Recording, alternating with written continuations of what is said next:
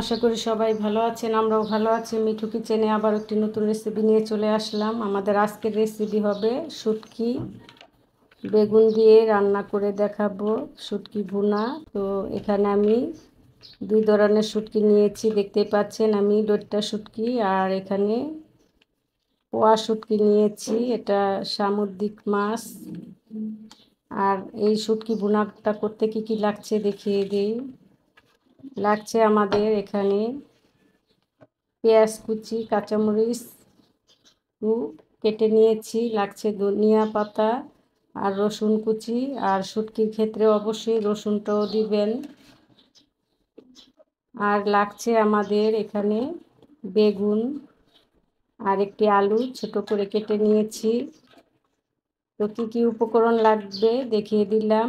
আর বাকি যে উপকরণ দিয়ে রান্না করব সেটা আমি রান্না করব আর দেখিয়ে দিব। করার জন্য চুলায় চলে আসলাম। চুলায় একটি ফ্রাই প্যান বসিয়ে দিয়েছি, এখন দিয়ে দিব তেল। তো আমি 1 কাপ পরিমাণ তেল দিয়ে দিলাম, আপনারা পরিমাণ অনুযায়ী তেলটা দিবেন। এখন আমি দিয়ে দিব রসুন কুচি আর পেঁয়াজ কুচি। অবশ্যই রসুন আর পেঁয়াজ কুচিটা দিয়ে দিবেন। তো রসুন পেঁয়াজটা হালকা ভাজা হলে বাকি মশলাগুলো দিয়ে দিব। তো আমাদের পেঁয়াজ রসুনটা হালকা ভাজা হয়ে গিয়েছে। এই পর্যায়ে এখন একটু পানি দিয়ে দিব যাতে পুড়ে না যায়। তো পুড়ে যাওয়ার জন্য পানিটা অবশ্যই দিবেন যাতে পুড়ে না যায়। পুড়ে গেলে আবার শুটকি তরকারিটা খেতে মজা লাগবে না, তিতো লাগবে। এখন শুকনো উপকরণ কী কী দিব দেখিয়ে দেই। এখানে নিয়েছি 1 টেবিল চামচ আদা বাটা, 1 টেবিল চামচ রসুন বাটা, স্বাদ অনুযায়ী লবণ, হলুদের গুঁড়ো, মরিচের গুঁড়ো। এখন দিয়ে লাড়াচাড়া দিয়ে নিব। এখন মশলাটাকে ভালো করে কষিয়ে নিতে হবে। মশলাটা কষে উপরে তেল ভেসে উঠেছে, দেখতে পাচ্ছেন। এখন এই পর্যায়ে দিয়ে দিব আমরা শুটকি। শুটকিটা আমি ভালো করে ধুয়ে নিয়েছি। তো শুটকিটাকে হালকা একটু কষিয়ে নিব। কষিয়ে তারপরে বেগুনটা দিয়ে দিব। শুটকিটাও কষানো হয়ে গিয়েছে। এখন এই পর্যায়ে বেগুন দিয়ে দিব, বেগুন আর আলু। এটা একটা অসাধারণ রান্না, শুটকি তরকারি। কারা কারা পছন্দ করেন অবশ্যই কমেন্ট করবেন। শুটকি তো আমার খুবই প্রিয় একটি তরকারি।